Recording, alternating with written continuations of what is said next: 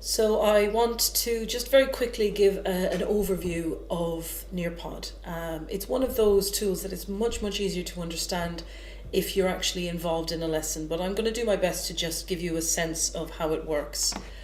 On the screen you'll see you have a window on the right hand side that has a code. When you generate a lesson in nearpod, it gives you a code, and you simply give that code to the students, they log in and they have access to the lesson. So in nearpod.com, I'm just typing in EZASG, which is my code, and I'm going to hit this button. And the window on the left is what a student will see. So on the left hand side, welcome to this session, please give a name. Now I'm going to call this particular student computer.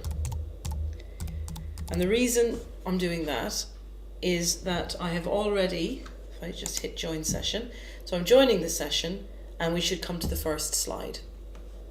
But I've already joined as iPhone and I've joined as laptop.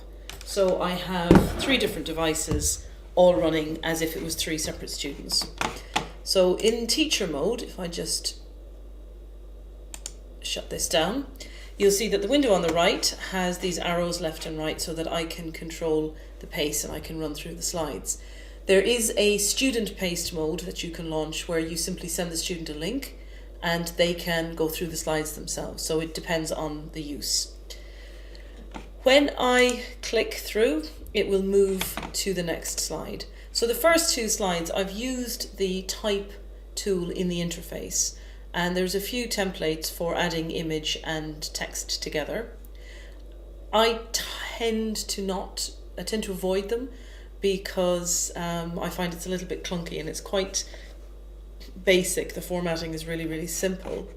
So there are a few different options for layout, but actually what I find more useful is just to bring in PowerPoint.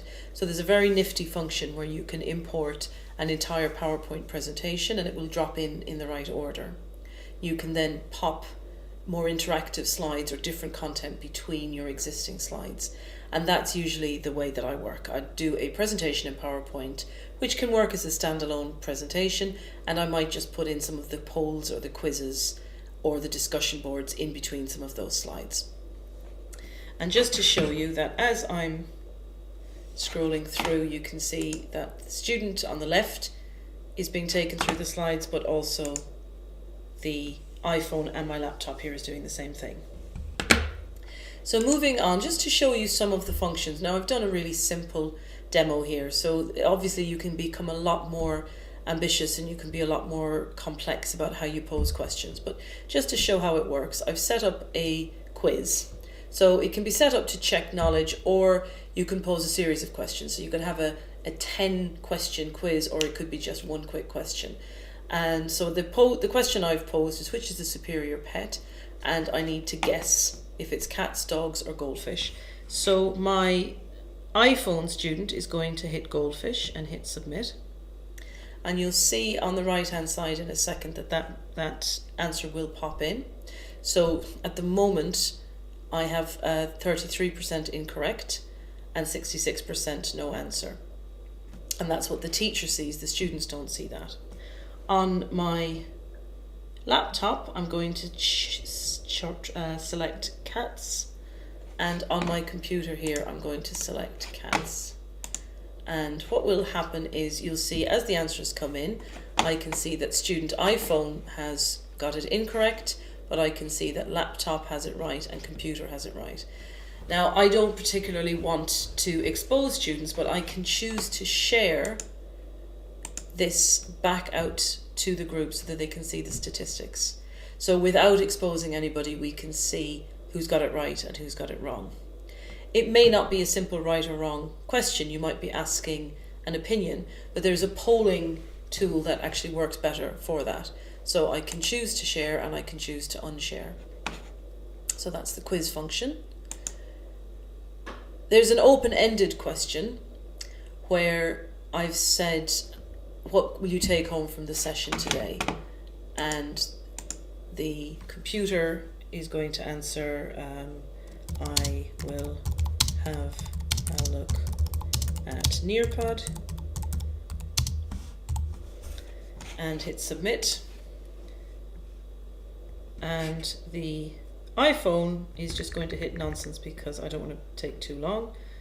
And the laptop is going to say nothing, I wasn't listening. Submit. So as the answers come in, I can view them and I can choose to share. So if I think one is a particularly good answer, I can share that back out to the group. But again, it's anonymous, so I'm not exposing that particular student. And it's just taking its time with the share. There we go. It's a little bit slow. I won't worry too much about the sharing on that one because you've seen it on the previous one. Now this is the Collaborate board, and this is one of the most commonly used tools. The idea here is that this is an open discussion and it's up on the teaching screen in the room, or it's playing back out to students' devices. When you do a Collaborate board, you have to approve student comments. So would I like to approve of them? No, I'm just happy for the students to post up. And the idea is that a student can post up an answer to a question, or they can give feedback, or they can put images or even short videos or links up onto this board. So I'm going to post up share thoughts or images here. Hey, I'm just going to say hello and hit post. And what you'll see is that as you hit post, that will appear on all of your devices. And it's a bit hard to see it. I won't bother showing you the iPhone because it's really small, really hard to see. But you'll see on the laptop that it's popped up on the laptop as well. So as various people put up posts, they will appear. I'm just typing in nonsense. You can also add in images. So there we go. And you can add in links, you can put in small videos. If we're working with phones, it's really useful that students can actually photograph maybe some drawing or some artwork and post it up here. So to have students sort of out and about collecting images or looking at particular aspects of photography or filmmaking, for example, they can be posting up small clips here to review when they come back from the exercise or the task. The draw out function at first glance can seem to be a little bit frivolous. So the idea with the draw out function is that using your mouse, you can draw straight onto the screen. So usually I use it as a way of just getting people into the hang of nearpod. So I'll say draw a portrait, and I usually give a prize for the best portrait, and you can hit submit. But you can also use it to trace over an image. So for example, Richard Fall in the Epicenter has used it really well in the induction. So they've put up an overview map of F block, and after going through the fire routes and the muster point, a couple of slides down, they asked students to trace the fire route and the muster point, and drawing on top of that map, it really exposes where students have listened and engaged and where they haven't, and then they go back and recap on the muster route. So there are different ways of using it. I'm just going to add in a drawing on my computer just to say that as the drawings come in the teaching screen, you can actually view them, and again you can choose to share one back out to the screens.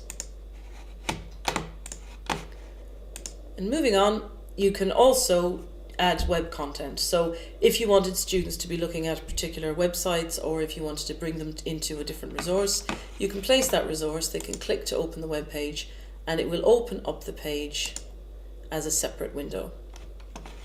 So in this case, I've just put in a workshop notes with a few different links and things in here so that students can engage in that.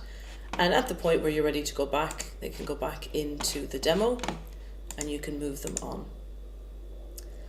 And a little bit different to the poll, to the quiz, this is a poll.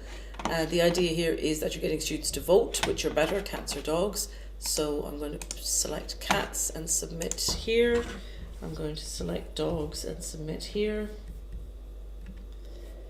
and I'm going to submit on my iPhone. I'm going to submit cats as well. And as all three come in, you'll see that you get a poll. So I can share back out to the group that 2/3 of the group think cats are better than dogs. The sharing function is not working terribly well. I think it's just because I have so many devices open. Here we go. So it is sharing, it is working. There we go. So you can send straight back out to the group on the teaching screen or back out to their own devices what the group feels or how the group has responded to that particular question.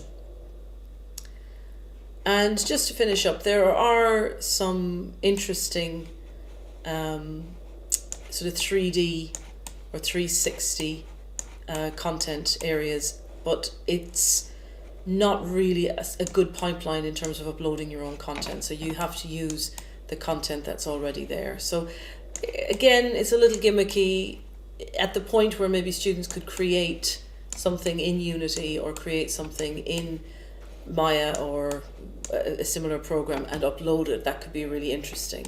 But at the moment, it's less useful. And they're quite school teachery as well. They're science, they're mathematics, they're kind of geography, that sort of thing. But again, it's interesting to see. So that essentially is a really quick look through the interface and the experience that you have as a student. The last thing I want to point out is there's a little notes function here. So if I click on the notes function as a student, I can choose to have the notes from the session sent to me via email.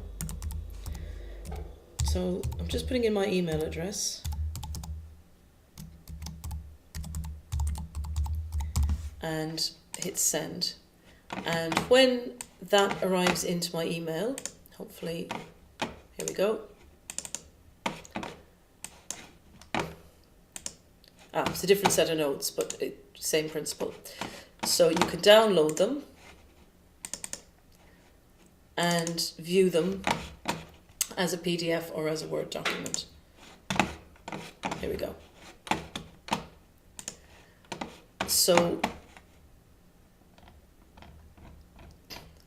it gives you the content, it gives you anything that you've done. So that would have been my drawing in that particular session. It'll give you the collaborate wall with any comments that are made, slides, that sort of thing, results of polls, results of quizzes, etc. So quite a useful overview. The resources for actually working and learning how to use Nearpod are on the Leap Blackboard site at the moment. But it's quite a simple interface once you get the hang of it. My advice is to be to keep it very simple and do something very low risk initially.